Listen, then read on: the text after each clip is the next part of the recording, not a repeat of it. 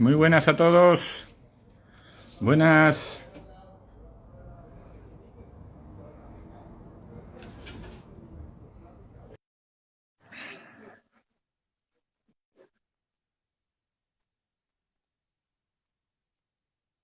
Hola, ¿se me escucha bien? Muy buenas, don Milton. Hola, ¿qué tal, Javier? ¿Cómo ¿Qué? estás? Bien, muy bien, muy bien, muy bien. Buenas a todos. Os presento aquí a Milton Cohen Enrique Sasso. Muchos de ustedes lo conoceréis por el famoso vídeo que fue viral aquí en España sobre la protección y sobre los logros que hizo que España fuera lo que fue, el imperio, a mi gusto, de los más importantes de la historia junto con el romano. Milton Enrique ha sido diputado de la Asamblea Nacional de Panamá, ministro del Gobierno de Interior y de Justicia, ha sido embajador en España en diferentes momentos, ha sido consultor, asesor del presidente de la República de Panamá, del presidente de la Asamblea Nacional y del presidente de la Corte Suprema de Justicia de Panamá. Ha dirigido revistas, periódicos informativos de radio y de televisión. Ha dirigido y asesorado campañas electorales y ha sido profesor de la escuela secundaria y en universidades en Panamá y en España. Ya ha publicado varios libros, varios ensayos y una novela, que después vamos a hablar de ella, de un personaje que realmente merece la pena, que es Pedrarias. Pero el motivo de nuestro principal contacto es para hablar de la leyenda negra y un proyecto en el que ha estado metido Don Milton, que es Hispanotropía, o el efecto von Bismarck, de un proyecto que nace aquí en España en 1785, que tiene metido a los principales mentes del hispanismo y de la protección de nuestra historia. ¿Qué nos puedes contar de ese proyecto, Milton? Bueno, yo fui invitado por José María Moya a participar en esta obra que se llama Hispanotropía y el efecto von Bismarck. Hispanotropía es un neologismo para hablar de cómo a veces hay una miopía histórica con respecto a España. Y el efecto von Bismarck se refiere a una frase que se le atribuye a el príncipe von Bismarck, que es el constructor de la Alemania moderna, moderna en cuanto al siglo XIX, que decía que España era el país más fuerte del mundo, porque los Efectivamente. españoles tenían 400 años tratando de destruirlo y no habían podido. Con esa ironía, se hace referencia a que los críticos más duros contra España son los propios españoles. Pero cuando hablamos de la leyenda negra, que es la parte que yo abordo, pues hay toda una construcción de esa leyenda negra para desmeritar, para menoscabar, para bajarle las fuerzas espirituales a España, construida principalmente por sus adversarios de la época, que eran la Gran Bretaña, la pérfida Albión, decía Napoleón, y los Países Bajos, que venían una parte de ellos por lo menos de ser colonia o de ser parte de la corona española, y que producto de esa voluntad de distanciamiento y separación participaron primero de la construcción de esa leyenda negra y luego la continuaron para tratar de avanzar sus intereses económicos, que es lo que hay detrás de la británica también. La leyenda negra contra España buscaba debilitar el ánimo español para luego lograr hacer lo que se hizo, que era desmembrar el imperio español. A mí hay una cosa que siempre me llama de la leyenda negra, que yo creo que la tenemos un poco los hispanos todos metidos un poco dentro de que no nos lo creemos, lo que hemos sido y lo que podríamos ser. A qué se nos puede deber ese victimismo que tenemos entre nosotros o entre la mayoría o gente como usted o como yo en mi modesta ayuda intentamos luchar para que crean más en lo que hemos sido, lo que y que siempre lo que digo, lo que podemos ser, si yo creo que aquello no hubiera terminado como terminó. A mí me gusta mucho una frase que dice, una de las historias más tristes es la de las Españas, porque termina mal. Sí. A mí esa frase me gusta mucho, de un poeta catalán. Es importante empezar por lo que acabas de decir. Lo que se hizo en América, lo que se hizo en Filipinas, lo que se hizo en Guam, el descubrimiento de Hawái o de Australia o de la Antártica, estos continentes también encontrados para Europa por los españoles, fue una epopeya, pero lo que se construyó no fueron colonias, como sí hicieron los británicos, los holandeses, los franceses, los alemanes y los italianos. Fueron expansiones de los reinos de la península ibérica en un imperio, ¿no? Y lo que estamos señalando es que el proyecto de las Españas, y por eso usar el plural, era un proyecto de mestizaje. Era un proyecto en donde, conforme se iba conquistando, y no vamos a tampoco caer en la trampa de la leyenda dorada, hubo conquista, hubo violencia, hubo muerte, hubo abuso, hubo saqueo, sí. Pero la normativa que se fue construyendo, las llamadas leyes de Indias, los debates doctorales que se hacen casi desde el principio, ya con Fernando de Aragón como regente de Castilla y León, y por supuesto entonces las tierras de América, se hacen debates doctorales, particularmente en Salamanca, encabezados por el padre Vitoria, donde se discutía si había legitimidad o no, si era correcto o no. Incluso la discusión si los indígenas que habitaban estas tierras, o así llamados indígenas por la confusión con las indias, que era lo que se estaba buscando, las islas de las especias y la India, tenían alma o no tenían alma, eran personas o no tenían personas. Entonces se hace una discusión y se concluye que eran personas y además libres, claro, que no se les podía someter en una forma distinta a la relación que pudiera haber de vasallaje en los territorios peninsulares, que lo que se estaba defendiendo, que era la tesis del padre Victoria en el derecho natural, era el derecho al libre movimiento de personas, de bienes. En ese momento no se hablaba tal vez de capitales, tal vez de riquezas, pero eso es lo que justificaba la llegada de los españoles a estos territorios, y su incorporación ya entraba en los componentes religiosos, teológicos, de colocar bajo la tutela de reyes cristianos a nuevas poblaciones cristianas.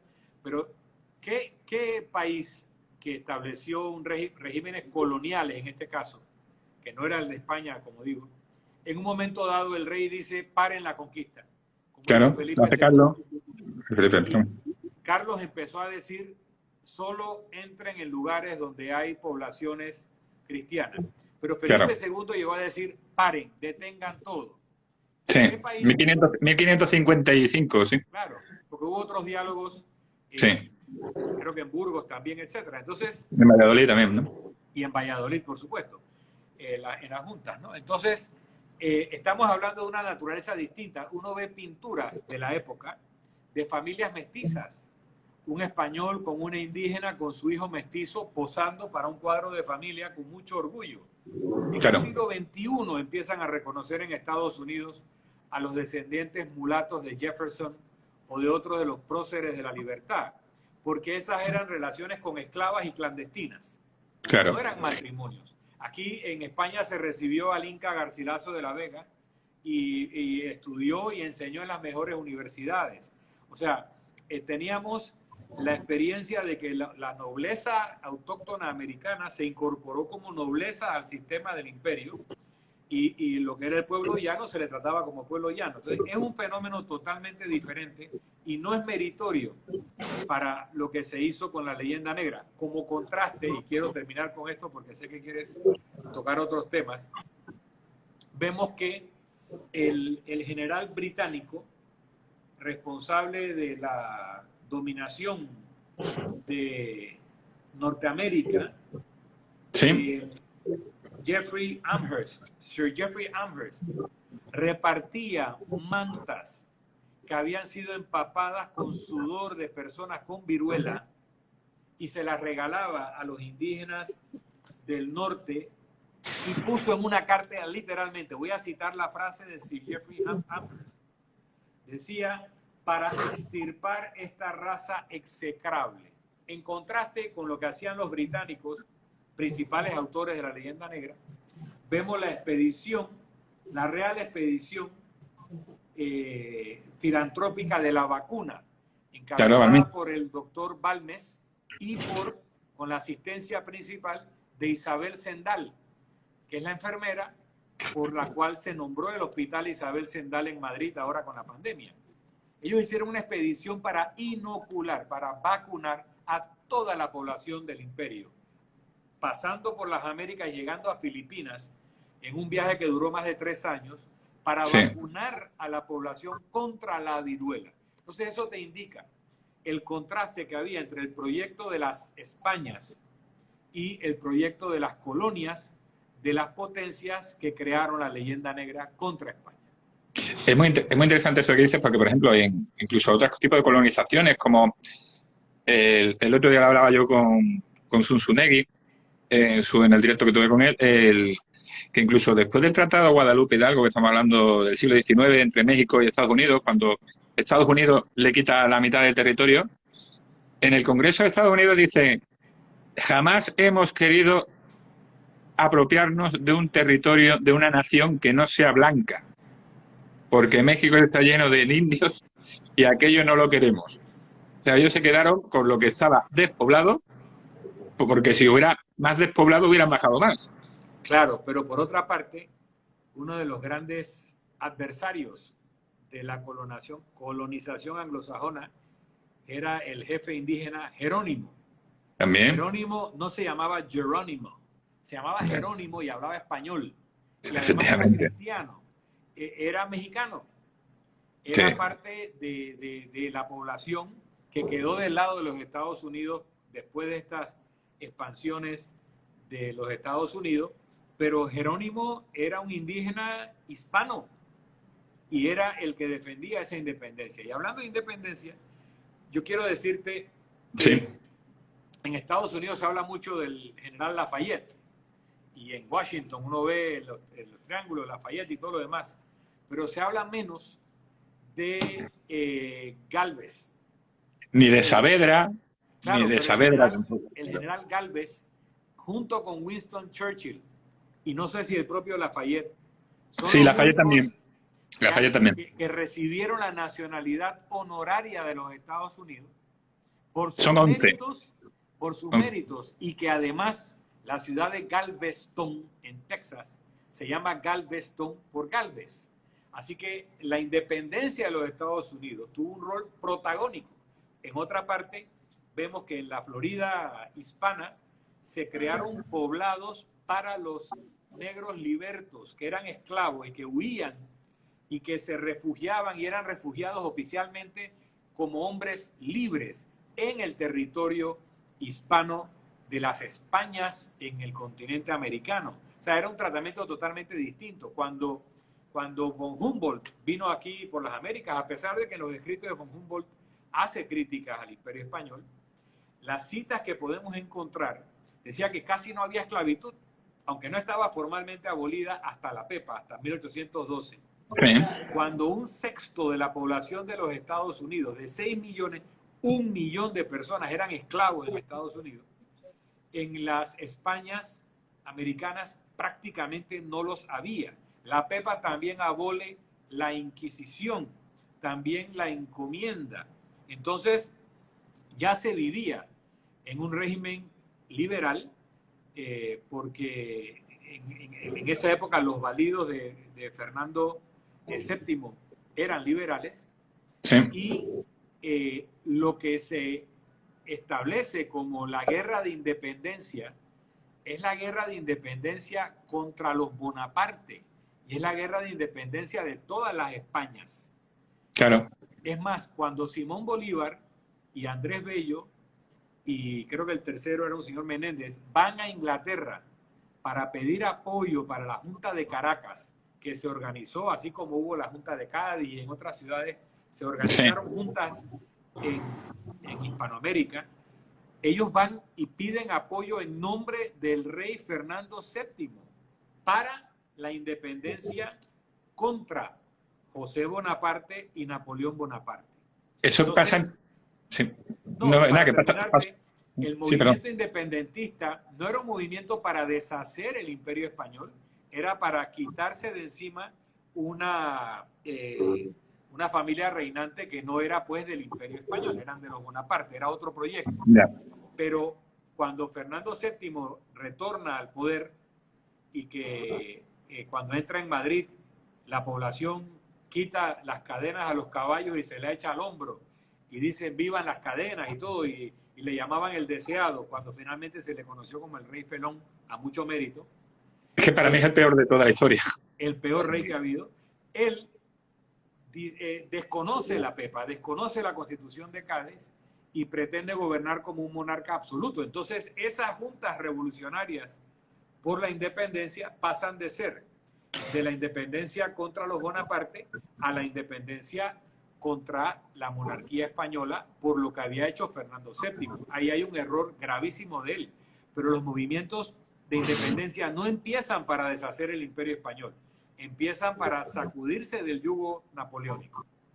No, es que incluso lo que te iba a comentar, el tema es que incluso en México ellos también piensan en Fernando VII o reponerlo con un rey distinto en México.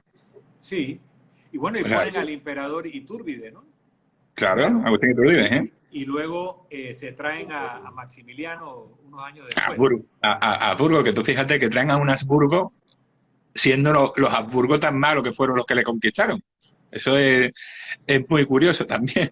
Es muy curioso, pero mira lo que tú dices que sí son malos. Hay unos escritos recientes, y yo lo menciono en mi obra. No, verás, digo malo irónicamente, pero... Yo sé, sí. Porque también te tengo que decir que Pepe Botella, José Bonaparte, no fue un mal rey. Fue un buen rey. A nivel de su obra de gobierno fue buena. Bueno, pero era hermano de Napoleón, etcétera, y había otras cosas en juego. Y mucho mejor de lo que fue Fernando VII, pero muchísimo mejor. Sí, pero pues tenía el tema de ser hermano de Napoleón y lo que eso implicaba en el momento. Pero von Humboldt, volviendo a él, decía que las leyes con las que se gobernaban las Españas eran de las más justas que él había visto, que había visto los pueblos más felices, que un minero en México ganaba 6 veces más que un minero en Alemania, que los campesinos de los territorios hispanos eran menos pobres, no digo que eran más ricos, pero menos pobres que los campesinos rusos o los campesinos alemanes. O sea, no era un régimen idílico, pero era mucho mejor que Europa y que Estados Unidos. Incluso decía que las instituciones científicas y artísticas que él vio en México eran muy superiores a cualquiera que haya visto en los Estados Unidos de la época y comparables con las de Europa. Entonces aquí había universidades, aquí había hospitales, aquí había escuelas y aquí había un imperio que funcionó por unos 400 años. Ninguna república americana alcanza más de la mitad de eso todavía y no podemos decir que hemos sido más exitosos que el periodo en que formamos parte de España. O sea, tenemos que ver la historia como tal y no dejarnos engañar ni por la leyenda negra, ni por la leyenda dorada, ni por la leyenda del buen salvaje, que es lo que quería abordar en lo que tú acabas de mencionar de México. En el caso de México, como un hombre como Hernán Cortés, que cuando llega a Tenochtitlán tenía un puñado de españoles, unos cuantos caballos, 3 perros, ¿cómo conquista la capital azteca? Porque no lo hace con las fuerzas españolas. Él en su grupo original son 13 arcabuceros. Lo que llega a Tenochtitlán, lo que desembarca en el grupo que entra con el que desembarca son 13 arcabuceros. Claro, pero ¿dónde está el ejército? El ejército era un ejército tlaxcalteca. Efectivamente, entonces, los grandes olvidados. Los que defienden la teoría, como el presidente de México o el presidente de Perú ahora, que hay que hablar de los incas también, pero en el caso de los mexicas, conocidos como aztecas también, eran un imperio antropófago. Para la inauguración de la pirámide del Sol se han encontrado restos de 40,000 personas que fueron sacrificadas en el altar y según los restos de los huesos no fueron consumidos por el fuego, fueron consumidos por la gente. Había un sistema de alimentación antropófaga que se comía a sus enemigos. Entonces, cuando llega un grupo externo y le propone una estrategia a grupos como los tlaxcaltecas u otros en otras partes, claro que se alían y claro que se sienten liberados de esas tiranías. Entonces, decir que aquí llegaron los españoles y acabaron con estos imperios ilustrados, desconociendo la naturaleza antropófaga y absolutista de los aztecas y de los incas, es no conocer la historia. No vamos a echarle un barniz dorado a todos los desmanes que pudieron haber cometido muchos conquistadores. Pero tampoco se puede hacer con los imperios que fueron desplazados por el Imperio Español. Es así. Yo, por ejemplo, incluso he leído varios documentos del mismo INA, del Instituto Nacional de Antropología y Historia de México, que ellos lo venden todo muy bonito, pero en el fondo, si tú lees bien su artículo, te das cuenta de las cosas que dicen. Por ejemplo, se mito que sabían de anatomía y eran súper limpios los sacrificios y demás. Es todo mentira. O sea, por ejemplo, las decapitaciones, se ha encontrado que tenían que incluso darle 20 golpes a veces para poder cortar una cabeza. O incluso cantidad de cortes para el despelleje de las personas, para despellejarlas, para después incluso comerlas. Se ha encontrado tantos restos y tanto que quita la cosmología especial del sacrificio, que es todo mentira de lo que decían ellos, en plan de que no, es todo como si fueran voluntarios los que eran sacrificados. No, estos eran cautivos, claro, de los pueblos vecinos o enemigos. Incluso ellos criaban niños y los engordaban, niños y niñas, porque esa carne era más tierna. Pero ellos tenían como un zoo, como una factoría, entre comillas, para poder coger eso. Entonces, incluso de eso estamos hablando, de eso, y por eso se alían los pueblos indígenas que no eran aztecas o que no eran subordinados al Inca, se alían con los españoles porque en el fondo se estaban liberando de eso. Es que Huitzilopochtli, que a mí me sale fatal hablar el mexicano, Huitzilopochtli, o como se diga. Náhuatl. Sí, náhuatl, en este caso, se me da fatal pronunciar los nombres exactamente. Él le pedía corazones. Sí. A mí me hace mucha gracia cuando dicen, no, y trajimos la religión maldita. La religión entre el virreinato de Perú y el virreinato de Nueva España mató a 75 personas en 300 años. No perseguía al indígena. Era más perseguido un judaizante allí, en América, que un indígena. Eso está totalmente... Entonces, ese tipo de cosas, incluso las persecuciones por la Inquisición, bueno, luego con la Pepa se abolieron, y hay que tomar en cuenta que por lo menos un tercio de los delegados a las Cortes de Cádiz eran religiosos y estuvieron de acuerdo con hacer del imperio un imperio laico, con un respeto especial a la religión católica, y te lo dice un sefardí. O sea, yo no soy católico, yo soy judío, y yo tengo mis reclamos al tema de la expulsión, y que se ha empezado a corregir con la ley de devolución de la nacionalidad a los sefarditas, pero yo no voy a exagerar lo que pasó. Yo no voy a hacer paralelismos que no corresponden. Y como tú bien dices, lo que sea que fueron los excesos del Imperio Español, muchas veces eran en contra de la normativa. Muchos de esos conquistadores abusivos, asesinos, expoliadores, acabaron presos, acabaron muertos, acabaron encadenados hacia España y pagando cárcel por haber violado la ley que decía que eso no se podía hacer. El propio Gonzalo Pizarro. ¿Cómo terminó Gonzalo Pizarro? Y muchos otros que eran muertos en el territorio por los virreyes o por los gobernadores que ejecutaban lo que decían las normas de las leyes de Indias con respecto a los que hacían ese tipo de abusos. Dentro de las leyes de Concarlo, hay una parte que leí en una página y me hizo mucha gracia, dice, y se entrará por la fuerza y se obligará a todo el mundo a creer en Dios y a respetar al rey, diciendo que eso era para entrar en América y era respecto a la imposición de leyes en América. Digo, ¿qué crees tú que le hubiera pasado a un pueblo en Castilla que se hubiera rebelado contra el rey y contra Dios? Bueno, lo volverán a Era pasar. lo mismo. Hubiera Es pasado lo mismo. ¿sabes? Lo importante es que aquellas normas que nos parecen desacertadas, abusivas, sí lo eran, pero también lo eran en la península. No había una Claro. diferencia de trato entre los que vivían en Londres y los que vivían en las colonias, o los que vivían en Londres y los que vivían en Australia, lo que le hicieron a los aborígenes australianos, o a los indígenas norteamericanos, otros pueblos, o lo que hicieron en África a los belgas, que ahora se dan golpes de pecho, en el Congo, que fueron atrocidades más allá de cualquier imaginación. Y en pleno siglo XX. Y en pleno siglo XX, XX. ¿no? Siglo XIX y XX, las atrocidades que se cometían. De hecho, lo que podríamos llamar como limpieza étnica de pueblos americanos se dieron más que nada después de la independencia. Argentina. Con las repúblicas se da una limpieza étnica en muchos territorios y eso tenemos que decirlo también.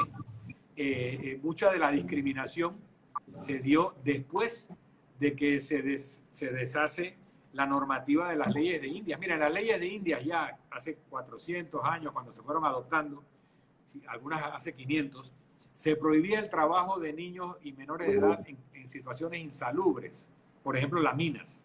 Se prohibía el trabajo de las mujeres embarazadas desde el 4º mes de embarazo y solo podían hacer trabajos de índole hogareña hasta que el niño o la niña tuvieran 3 años. Esos son normas que hoy en día algunas legislaciones no tienen. Eran muy avanzadas. Entonces, hay normas que hay que leerse las leyes de Indias para comprender que administrar un imperio que iba desde el sur de Italia hasta las Filipinas, pasando por las Américas, que en algún momento se extendió desde Alaska hasta la Patagonia, por unos 300 o 400 años, estableciendo normativas, equivocándose muchas veces, pero oye, para que eso se hubiera mantenido estable, se requirió de que esos millones de personas mantuvieran un nivel de lealtad al sistema, mantuvieran un nivel de aceptación y de satisfacción. Entonces no podía ser tan mal administrado un territorio de esas dimensiones, que como dijo Felipe II, no se ponía el sol de la extensión que tenía por tanto tiempo. Algo bueno se tuvo que haber hecho para que eso hubiera aguantado tanto. Yo incluso pongo, mira, ahí te puedo poner ejemplo también de Argentina, unos años antes de que empezaran los problemas con la independencia. Ellos mismos, los argentinos mismos, son los que echan a los ingleses a patadas. Sí. Porque no había ejército español a nivel de peninsular en América. Eran milicias populares, había parte de ejército, pero básicamente a América lo mantenían las plazas fuertes, que eran las ciudades más importantes, con sus milicias. Y las milicias eran gente americana. Pero no había un ejército poder. Claro. San Martín, Bolívar, todos eran generales, coroneles, oficiales del ejército español, porque eran españoles. Todo su conocimiento militar lo adquirieron en la carrera militar dentro de las Fuerzas Armadas del Imperio Español. En Sevilla tengo una estatua de San Martín y otra de Bolívar, en Sevilla. Claro, ¿por qué no? San Martín luchó en Bailén, por ejemplo. También, antes de, claro. Claro, San Martín luchó por España, San Martín luchó en Bailén, otra cosa es Bolívar. Pero es lo que estamos hablando. Mira, incluso el otro día salieron otra página de esta típica que dice los afromexicanos, héroes de la independencia. Y claro, dice tú, afroamericanos, o sea, afromexicanos. Fíjate el dato de qué malo éramos que esos afromexicanos tenían cargos especiales, cargos militares, cargos sociales, que hicieran que fueran importantes en la revolución que llevó a la independencia, porque no nos olvidemos que en esas revoluciones no hay una persona del pueblo llano que diga, vamos a independizarnos de España. Solamente hay personas criollas con alto cargo en la sociedad. Es un engaño que quieren vendernos de nosotros, que no hay ningún indígena importante en esos procesos.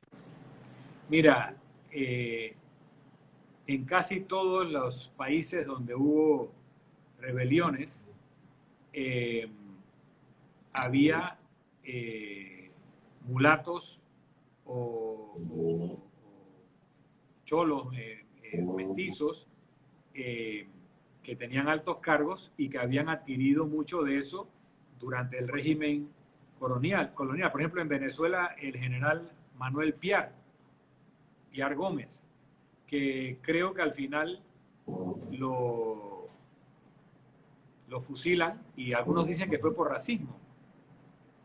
Y así en Cuba también lo hubo. O sea, nosotros tenemos que insistir, las Españas fueron un imperio mestizo, no eran colonias, se contribuyó muchísimo en el campo del arte, de la ciencia de gobierno, de las invenciones. Hablábamos en un video que por ahí circuló, ya algo más moderno, ya estamos hablando del siglo XX, el submarino de Peral, el traje espacial que lo inventó el teniente coronel Herrera, que luego fue presidente de la República en el exilio. Pero en el siglo XVIII se inventó el traje de buzo bajo el reinado de Carlos III, y se probó o se le demostró por primera vez en Valladolid, en el río Pisuerga, donde se probó el primer traje de buzo. Y así podemos ver muchas otras invenciones, y la obra de Baltasar Gracián, El arte de la prudencia, pues una de las grandes obras de la ciencia política. Que el español sea el segundo idioma nativo o materno más hablado del mundo, y que la gramática de Nebrija, cuando le presenta Nebrija a través del confesor de la reina Isabel, la idea de hacer una gramática, el argumento que da el confesor de la reina Isabel en nombre de Nebrija es que para que estos nuevos pueblos que se están descubriendo se puedan entender mejor. O sea, ¿qué imperio quería que la gente se entendiera? Ellos querían que no se entendieran. La vocación integracionista y de mestizaje quería entregar una lengua común para que se entendieran las leyes, para que se entendieran las comunicaciones. Ese fue uno de los argumentos que plantea Nebrija a través de... El confesor era Talavera, creo, sí, el padre Talavera, creo que era él, que hace el argumento. Y esa gramática de Nebrija es el modelo de las demás gramáticas europeas y de algunas no europeas, y es una gran contribución española, pero no se habla tampoco de que todos los cálculos matemáticos y astronómicos con los cuales se hizo el calendario gregoriano, que es el calendario del mundo hoy en día, se hicieron en Salamanca. Es muy interesante. El equipo que dirigió ese trabajo final lo llevaba Fray Luis de León. Entonces, se trata de ocultar, por ejemplo, los mapas de navegación que los ingleses capturaron a los españoles. Es lo que luego les permiten desarrollar vías de navegación y dominio de los mares, pero eran cartas de navegación que habían sido desarrolladas por los navegantes españoles y que se perdieron en alguna derrota militar en Asia o por allá por Australia. Pero todo eso se oculta, todo eso se tapa. Se habla de la destrucción de la Gran Armada, que fue por un hecho de la naturaleza. Como decía Felipe II, es que él no mandó a sus barcos a luchar contra Dios, los mandó a luchar contra la naturaleza, los mandó a luchar contra los ingleses. Pero la contraarmada que dirigía Vernon sí fue destruida frente a las costas de Galicia y Portugal por las fuerzas españolas. Y la otra armada que llevó Vernon a Cartagena fue derrotada por Leso en una forma heroica, en una proporción de 10 veces menos hombres. Pero los ingleses, que son los maestros de la propaganda, cuando tú vas a la tumba de Vernon, que está allá, creo que en Westminster, ¿no? Tiene una placa que dice, conquistó Cartagena hasta donde sus barcos llegaron. Qué forma más bonita de decir que no lo hizo. Pero hasta aquí, donde dejaron entrar. Por eso, aquí a Leso le acaban de hacer una estatua hace menos de 10 años. Lo tuvieron oculto, lo tuvieron enterrado en la historia, que hizo una defensa heroica por la envidia del virrey. El virrey, pues que no quería que se le diera mérito. Pero bueno, eso es parte de... Tú me hacías una pregunta que no te contesté. ¿Por qué? ¿Por qué los españoles se creen el cuento? Bueno, primero, Cuando tú tienes el dominio cultural que han tenido los anglosajones, primero en los siglos XVII, XVIII, XIX, cuando se crea, luego a través de Hollywood y del resto de la cultura popular, tú tienes una matriz que se repite y que se clava en la mente de mucha gente. En América Latina la mayor parte de la gente se cree esa leyenda a pie de jundilla. Bien, y en España mucha gente también. Segundo, en muchas partes de España es mal visto jactarse. La jactancia es malo, hay que ser humilde, hay que ser reservado. Entonces decir todo lo que uno ha hecho no se ve bien. Tercero, en el discurso político, para llegar al poder en un sistema democrático hay que decir todo lo que está mal. Entonces se dice todo lo que está mal para decir que yo lo voy a hacer mejor. Y el otro, cuando le toca pasar a la oposición, hace otro tanto. Y los medios de comunicación venden más hablando de lo malo que de lo bueno. Lo bueno vende poco periódico.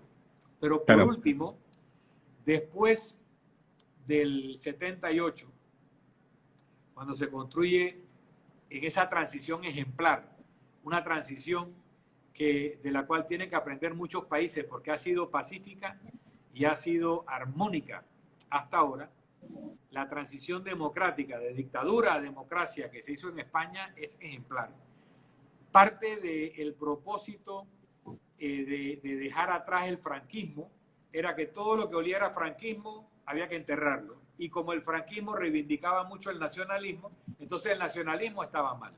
Y como Europa había salido de la Segunda Guerra Mundial, donde los nacionalismos habían hecho tanto daño, cuando se encarnaron en el fascismo y se encarnaron en el nazismo y en los otros partidos como la Cruz Flechada en Hungría, etc., entonces el nacionalismo era malo y todo lo que hablara bien de un país para exaltar lo propio en detrimento de lo general era peligroso porque podía hacer resurgir de las cenizas esos movimientos que llegaron a ser atroces.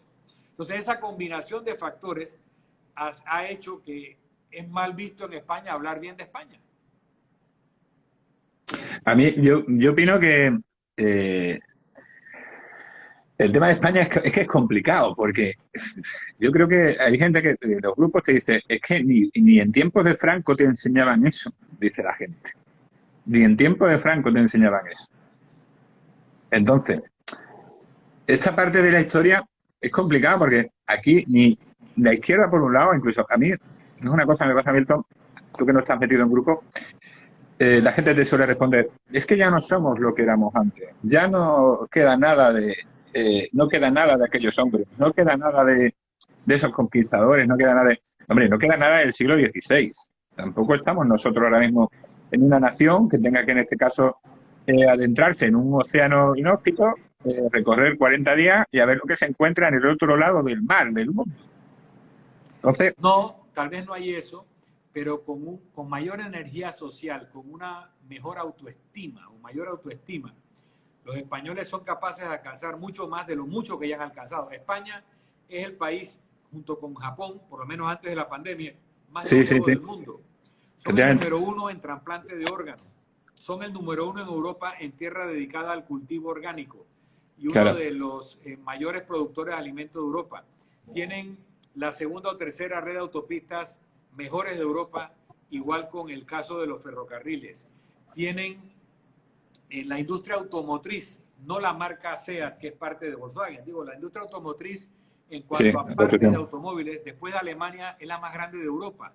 Es el segundo destino turístico del mundo. Primero Francia, después España. Entonces, ¿cómo es que el resto del mundo esté equivocado y prefiere ir a España que a casi cualquier otro país del mundo? Algo bueno tendrá España para que el resto de la gente prefiera ir a España que a casi cualquier otro lugar. Que claro, hay gente que dice, en América te dice que, por ejemplo, nosotros tienen la sensación de que nosotros somos unos muertos de hambre, que somos la cola de Europa. Digo, no, muchacho, no hay país en América que ahora mismo tenga mayor PIB, en América hispana, que tenga mayor PIB que España, creo yo, en este caso. Tal vez Brasil, habría que conversarlo por la población, pero... Sí, pero que España tiene 47 millones de habitantes. No tiene... España es la cuarta economía de Europa. Efectivamente. Y es la número 13 del mundo, de 190 países. España es la economía número 13. Pero mira lo que te digo. En la crisis del 2008-2009, la gran empresa española y la empresa mediana también empezó a redescubrir América. Y se salvaron y crecieron porque hicieron inversiones y operaciones en México, en Centroamérica, en Suramérica. Y gracias a esa comunidad de idioma, de cultura, que es mucho más fácil para una empresa española establecerse en América y hacer negocios en América que lo puede ser para franceses, alemanes o italianos. Gracias a eso, en parte España es la economía 13 del mundo y la cuarta de Europa, porque tiene ese acceso. A mí me dijo una vez un diplomático español sobre el tema de la relación España-Iberoamérica. Me dice, mira, España sin América sería Polonia en Europa. Lo que hace a España un país importante en Europa es su vínculo con los países de América.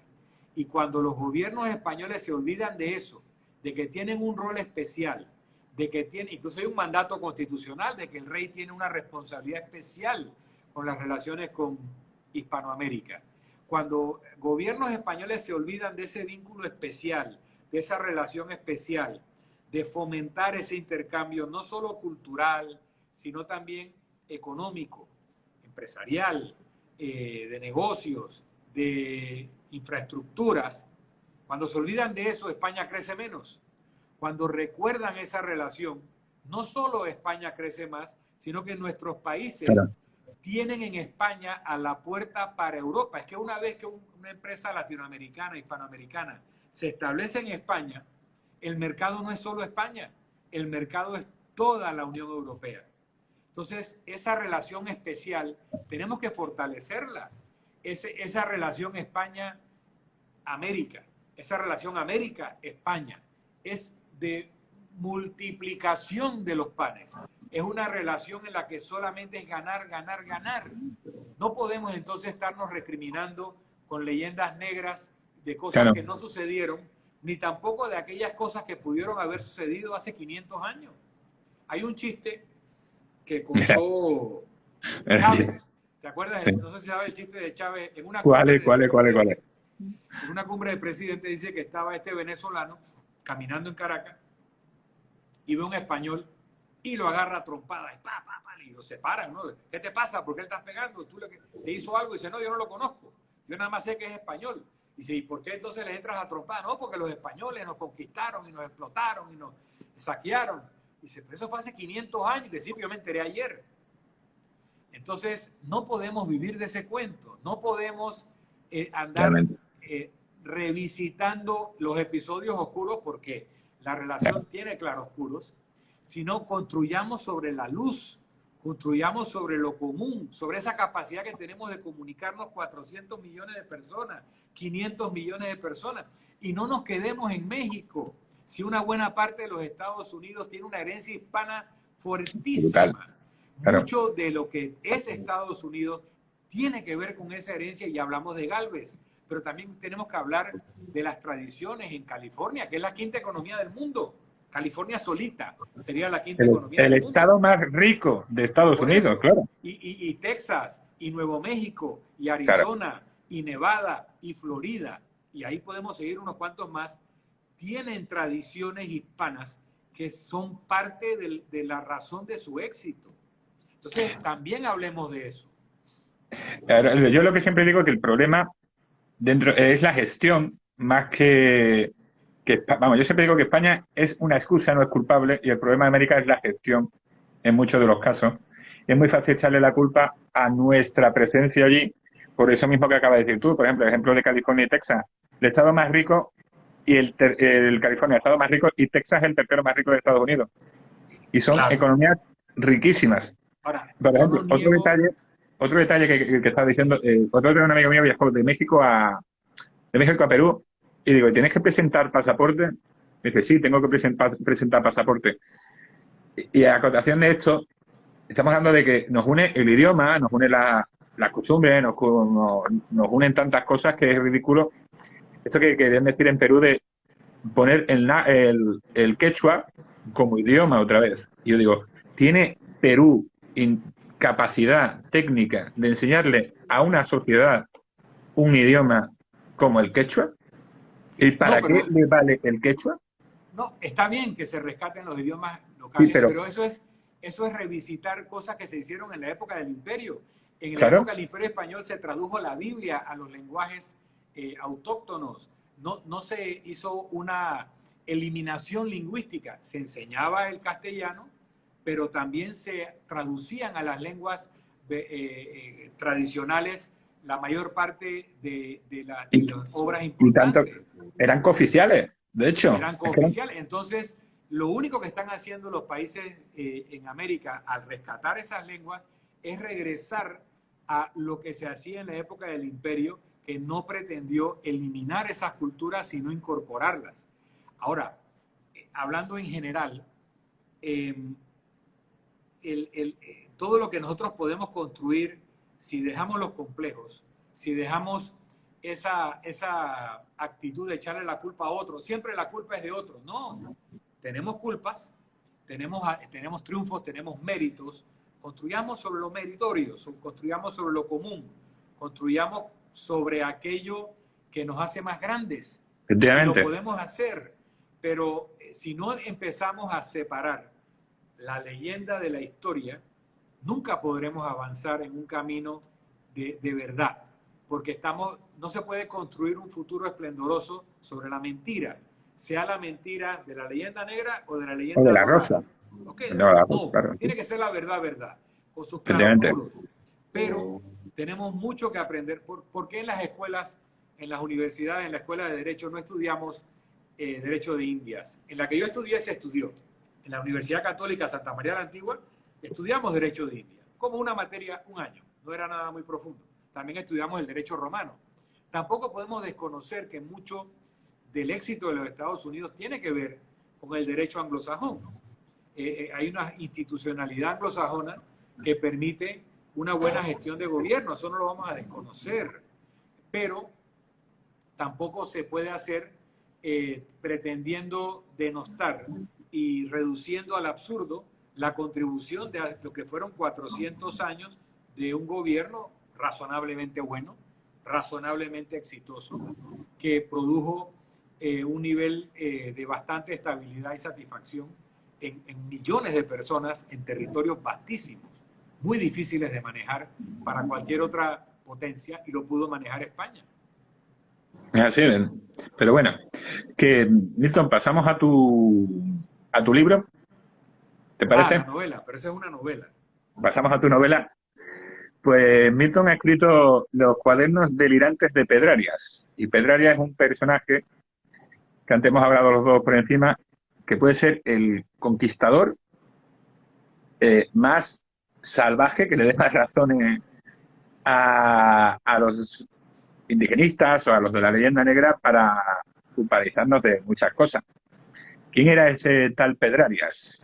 Que de hecho dicen una cosa muy interesante de él, que él era descendiente de judíos. Sí, cómo no. Eso es algo que tú lo afirmas y yo pensaba que era como un pequeño bulo, y a mí me ha encantado eso que tú lo hayas dado como cierto, porque me parece un dato súper interesante. No, no es un invento, eso es cierto. No, no, que por Solo eso que me parece un dato... voy a entrar en eso, pero hay una pregunta en texto sobre el dólar, el símbolo del dólar. Sí, ese, sí. En efecto, lo que hoy es el dólar, o lo que puede ser el euro como moneda, en el caso del dólar, que es la moneda de referencia, la moneda casi que universal, lo fue el real español. Y el AS del dólar es Spain. Y las dos barritas son las columnas de Hércules que ustedes tienen también en su escudo. Del Plus Ultra. Y que se refieren a Gibraltar y la costa española, que esas eran las columnas de Hércules, ¿no? Ahí terminaba el mundo conocido en la antigüedad. Entonces, sí, en efecto, el símbolo del dólar viene de España y viene del real español, que era la moneda más sólida de su época cuando los Estados Unidos estaban naciendo. La palabra dólar no viene de eso, viene de Thaler, que es la forma en que los alemanes se referían a su moneda. Y tal vez Thaler, tal vez vendría de talento, que era la forma en que se referían a las monedas antiguas, creo que romana o griega. Pedro Arias Dávila. Pedro Arias Dávila era nieto de un judío llamado Isaac Benazar, que se convierte en uno de los favoritos del rey Juan de Castilla, y que para ascender socialmente, todavía no estamos en época de expulsiones, estamos como 100 años antes de ese momento, se convierte al cristianismo y toma el nombre de Diego Arias Dávila. Pero él estaba casado con una señora también de familia judía, apellido Gómez o González, si no me equivoco. Él tuvo varios hijos. Uno de ellos se llamó Pedro Arias Dávila, creo que le decían el Valiente, y Pedro Arias Dávila se casó con una señora Cota, de los Cota de Toledo, también familia judeo-conversa. Ellos a su vez tienen como 8 hijos, uno de los cuales se llamó Pedro Arias Dávila, que se casó con una señora Isabel Fernández de Bobadilla, que era sobrina de la Marchonés de Bobadilla, que era la esposa de Andrés Cabrera, también judeo converso, mayordomo de la corte, tanto de Enrique IV como luego de Isabel II. Pero Beatriz de Bobadilla, que era la tía de Isabel, era la mejor amiga de Isabel la Católica. Y era una mujer tan poderosa que se decía en coplas en la época, después de Isabel de Castilla, la Bobadilla. Bueno, esa era la tía de la esposa de Pedro Arias, también de familia judeo-conversa, al igual que su esposo Andrés Cabrera, que eran marqueses de Chinchón. Y como te dije antes, mayordomo de Palacio de Enrique IV, y en su lealtad a Enrique IV, primero fue partidario de la Beltraneja, la hija de Enrique IV, con su esposa Juana de Portugal, pero que se decía que no podía ser hija de Enrique IV, porque el apodo de Enrique IV era el Impotente. Efectivamente. Claro, entonces se decía que Enrique IV no tenía capacidad de engendrar, y que Juana era hija de su madre, por supuesto, pero con Beltrán de la Cueva, que era el valido, el favorito del rey Enrique IV.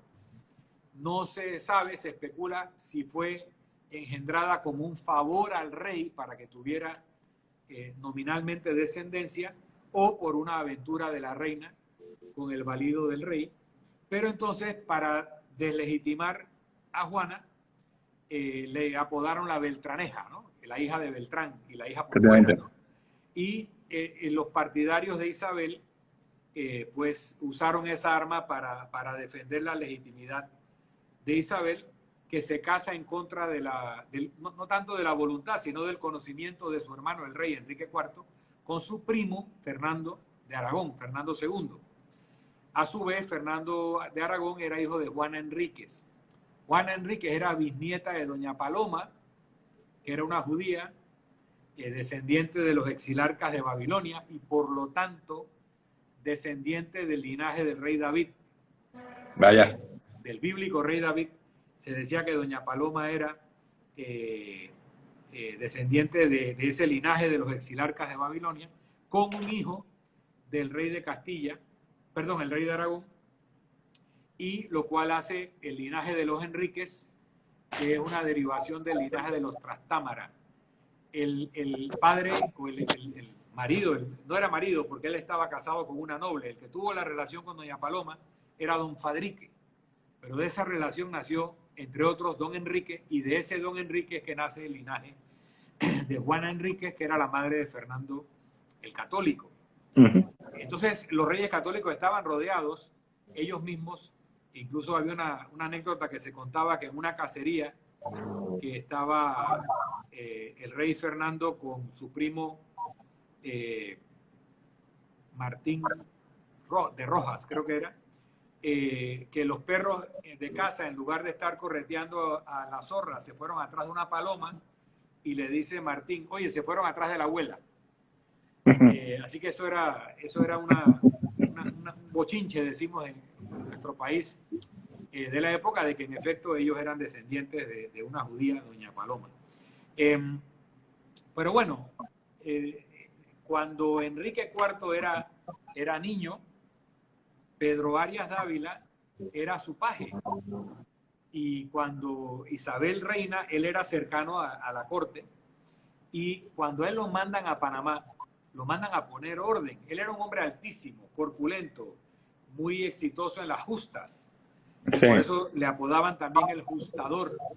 En otro momento le apodaron Furor Domini, la ira de Dios, porque era terrible en combate. Probó sus armas en Orán y en Bujía también. En Bujía también. Y interesante que él lo hace bajo el conde Navarro, creo que era, y lo que le dan como botín es la judería y la zona de carnicerías. Hay que entender que las carnicerías en una ciudad poblada por musulmanes y judíos eran carnicerías rituales donde se podía, se hacía el sacrificio ritual de la carne kosher o halal. Que le dieran eso a él, a mí ya me llamó la atención, ¿ok? Qué curioso, curioso. ¿Por qué era importante eso para él y además la judería? Y se la daban en protección.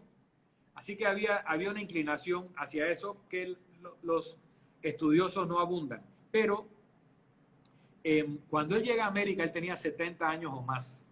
Llega con 2.000 hombres en una flota de barcos. Era la flota más grande que se había armado hacia las Américas hasta ese momento, y se le manda a lo que era en ese momento el reino de tierra firme. O sea que lo que había era las islas del Caribe, básicamente la Española, lo que hoy en día es Santo Domingo, Haití, Cuba, y en el territorio continental lo que había era Panamá, Costa Rica, luego Nicaragua. O sea, eso era el reino de tierra firme. Y el otro nombre que se le daba era Castilla del Oro. O sea, Castilla es la que conquista América y eso era Castilla. En otras partes le pusieron Nueva Andalucía, Nueva Granada, pero eso era Castilla del Oro. Y ahí es donde mandan a Pedro Arias Dávila a poner orden. Porque los conquistadores, pues, acababan de salir, casi todos eran extremeños, acababan de salir de la conquista del Reino de Granada. Estos, lo que venían era la conquista, esa era la época de mayor, digamos, épocas oscuras, de mayor violencia. No se ha legislado. A que fuera más fuerte, más agresivo, más autoritativo, y eso fue lo que mandaron. Mandaron a Pedro Arias. Pedro Arias tuvo muchos problemas con las otras autoridades que mandó el rey Fernando, porque él no confiaba en nadie. El rey, que ya estaba de regente, no confiaba en nadie. Entonces, Pedro Arias, hay una cosa muy rara que me llamó la atención. Pedro Arias se enfermaba mucho. Un hombre que llega con 70 y tantos años, y yo te digo lo que es el clima de Panamá, lo que es el clima de Nicaragua, hoy en día tenemos aire acondicionado. En esa época los niveles de humedad, de fiebre amarilla, de las otras enfermedades tropicales, para gente que venía de climas templados como España, tuvo que haber sido muy pernicioso para la salud. El Darién sigue siendo salvaje, terrible climáticamente hablando también. Y mandas a un hombre ya en sus 70, que para esa época era una proeza llegar a esa edad, que vive hasta los 90 años, aquí, entre Panamá y Nicaragua. Pero hay libros escritos sobre las enfermedades de Pedro Arias. Entonces yo recordé que los criptojudíos simulaban a veces enfermedades y cosas así para poder recluirse y practicar en secreto ritos religiosos.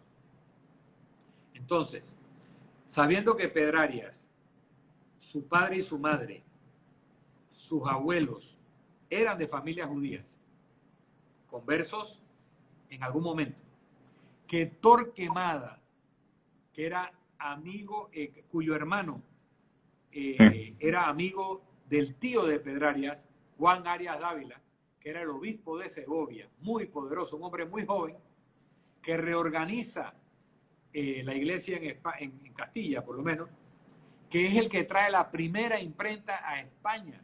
La trae Juan Arias Dávila. La primera obra impresa en imprenta es el Sinodal de Aguilafuente, porque él convoca un sínodo para reorganizar a la iglesia de Castilla. generó mucha envidia de Fray Tomás de Torquemada. Y Torquemada le hace una investigación inquisitorial a los padres de Juan Arias y manda a desenterrar sus huesos y los acusa de judaizantes. Y Juan Arias Dávila, que le había inventado una bula falsa a los reyes católicos para que se pudieran casar, inventó una bula de un papa diciendo que ya habían autorizado a Fernando a casarse con alguna pariente si eso iba en bien de la unión de las coronas, no sé si decían de España, de las coronas de la península. No, para que entonces sería la más corona, sí, para que entonces sería más corona. Una de las bulas falsificadas que les permitió casarse antes de que el Papa vigente emitiera una bula auténtica y que no lo quiso hacer porque no quería enemistarse con Enrique IV, que todavía era rey de Castilla. Pues Juan Arias Dávila sentía que los reyes católicos le debían mucho y que debían protegerlo de Torquemada. Y los reyes le dijeron, no podemos, el caso es muy fuerte. O sea que había un caso de judaizante que los reyes, que tenían todas las razones para defender al tío de Pedrarias, dijeron que no podían. Y él tuvo que irse a Roma a abogar ante el Papa y le tomó años. Y finalmente consigue que lo absuelvan a él y a sus padres. Pero él muere en Roma y nunca regresa. Y su heredero, de todos los sobrinos que él tenía, su heredero fue nuestro Pedrarias. Fíjate. ¿Ok? Entonces yo construyo, en base a eso, una novela que plantea algo que yo no he comprobado, pero que estos indicios me permiten hacer una novela. ¿Ok? Repito que es una novela de que Pedrarias era un cabalista secreto. Y le encuentro explicaciones a lo que él hace acá, porque resulta que en hebreo normalmente se escribe sin vocales, se escriben las consonantes. Las vocales se pueden escribir en forma de puntos y rayas que se ponen debajo de las consonantes. ¿Ok? Así que una palabra, uno tiene que saber cuáles son las consonantes que lleva. Pero un mismo conjunto de consonantes pueden leerse de múltiples formas. Entonces, PNM se puede leer Panamá, pero se puede leer Penima, que en hebreo significa de mis entrañas, de mi interior. Y resulta que para los cabalistas, Dios, que está en todas partes, pero no hay que buscarlo en el cielo, sino adentro de cada uno de nosotros, porque cada uno aloja una chispa de la divinidad. Y que el trabajo del cabalista es recoger todas las chispas, reunirlas nuevamente. Entonces, la ciudad que fundó Pedrarias se llamara, o él la llamó, la muy noble y leal ciudad de Nuestra Señora de la Asunción de Panamá, me daba para que en hebreo Nuestra Señora se asimilara con la Shekinah. La Shekinah es la gloria de Dios, es la manifestación femenina de la divinidad de acuerdo a la Kabbalah. ¿Okay? La Shekinah, lo que los musulmanes en el misticismo sufí llaman la Shekinah. ¿Okay? Y que podríamos asimilar con las atribuciones divinas de la Virgen. Y que en muchas otras tradiciones religiosas hay una figura femenina con atribuciones divinas, ¿ok? Y que esa señora a la que Pedrarias le dedicaba a la ciudad, era esta señora que iba a elevarnos la chispa divina de nuestras entrañas. Entonces le busco toda una explicación cabalística. Luego él antes había fundado la ciudad en nombre de Dios, y le busco una explicación también cabalística a nombre de Dios, y otra que se llama Natá, aquí en Panamá, Natá, que literalmente en hebreo Natá significa regalo, expansión, Natán significa dar, ¿ok? Entonces le encuentro, aunque es tanto Panamá como Natá, se le ha dado una explicación indígena, de palabras indígenas, sí. En la novela le buscamos una explicación místico-religiosa, y ahí buscamos hechos históricos con una explicación novelada. Esta novela se puede conseguir por Amazon, ya que me permites hablar. Sí, por eso te iba a decir que te lo he preguntado. Lo puedes bajar por Amazon en Kindle y lo puedes comprar en papel impreso por Amazon también. No sé si he Pues, dicho suficiente no, ha dicho de bien, ha dicho bien, ha Jaque. dicho bien. Pues, Milton, yo creo que con esto no hay ninguna pregunta más por aquí.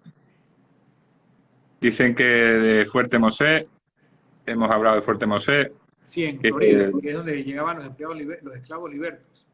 hemos hablado de él y nada, deciros que va a estar subido en YouTube, en mi canal, en Tercio Viejo Sevilla, que el libro de Milton también, en 1785, también lo podéis encontrar en formato digital, en librerías, y que ha sido un auténtico placer tenerte aquí, Milton. Un auténtico lujo. Y Muchas espero poder gracias, Javier, y muchas compartir gracias, esta experiencia más adelante cuando estemos un poquito más avanzados y con mejores medios por mi parte. muchas gracias, Javier, y a todos los seguidores de los tercios viejos o del tercio viejo de Sevilla por permitirme conversar con ustedes esta tarde, noche para ustedes, tarde aquí en las Españas del otro lado del charco. Pues muchas gracias, Milton. Un placer, de verdad, y encantado de Igual, haberte tenido aquí. hasta Un pronto. abrazo fuerte. Chao. Hasta ahora.